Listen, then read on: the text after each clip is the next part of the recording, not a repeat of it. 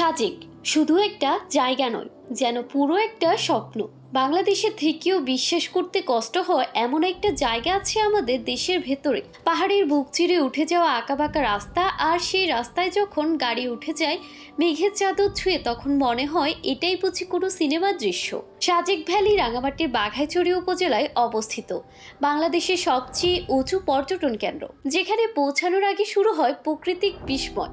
চারপাশে শুধু পাহাড় আর মেঘ, আর মাঝখানে আপনি।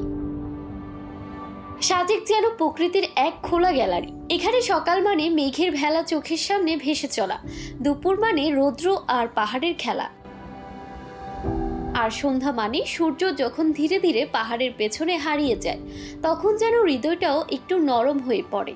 সাজেকের হেলিপ্যাডে দাঁড়িয়ে যখন চোখের সামনে ভারত সীমান্তের ওপার দেখা যায়, তখন মনে হয় এক জীবনে এমন দৃশ্য একবারের বেশি পাওয়ার সৌভাগ্য হয়তো সবার হয় না।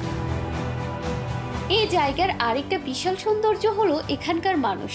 মারমা, ত্রিপুরা, লুসাই, এরা সবাই এখানে শত শত বছর ধরে বাস করছে। তাদের হাসি, আতিথেয়তা আর পাহাড়ের রান্নার স্বাদ সবকিছুই এখানে অন্যরকম। বাসে রান্না করা মুরগি বা পাহাড়ি শাকসবজি খেতে খেতে হঠাৎ করে যখন মেঘ তোমার চুলে এসে গায়ে লেপটে যায়, তখন একরাশ ভালো লাগা নিয়ে আপনাকে মনে করিয়ে দিবে আপনি বেঁচে আছেন। সাজেক ভ্রমণ মানে শুধু পাহাড় দেখা না, এটা এক ধরনের আত্মা ধোয়ার মতো অনুভব। শহরের ক্লান্তি, জীবনের জটিলতা আর সম্পর্কের দূরত্ব সবকিছু যেন এখানে এসে ধীরে ধীরে গলে যায়। সাজেক এমনই এক জায়গা যেখানে দাঁড়িয়ে মানুষ ভাবে জীবনটা যদি এমনই শান্ত হতো। আর সবচেয়ে বড় কথা, সাজেক এখন আগের চেয়ে অনেক নিরাপদ। সেনাবাহিনীর তত্ত্বাবধানে প্রতিটি পর্যটক সেখানে নিশ্চিন্তে ঘুরতে পারে। কেউ কেউ তো বলে এটা যেন বাংলাদেশের সুইজারল্যান্ড। আমি বলি এটা আমাদের হৃদয়ের শান্তি।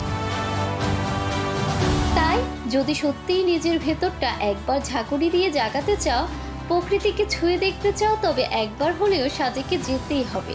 সাজেক ভ্যালি শুধু ভ্রমণের নাম নয়, এটা এক শব্দ ভালোবাসা, যেখানে বারবার ফিরে যেতে মন চাইবে। জান্নাতুল তাহসিন, FTV নিউজ।